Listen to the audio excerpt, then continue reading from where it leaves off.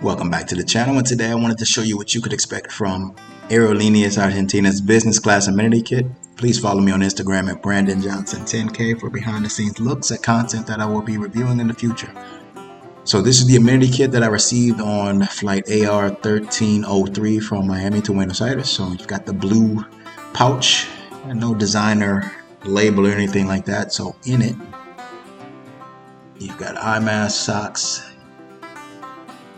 got a towelette, a moist towel, the dental kit with the, I'm guessing toothpaste is in there with the probably bamboo toothbrush. You've got earplugs, a little bag just to put the stuff in, lip balm, as well as some hand cream and a comb. So those are the contents inside of Aerolineas Argentinas latest business class amenity kit. This is as of February 28, 2026.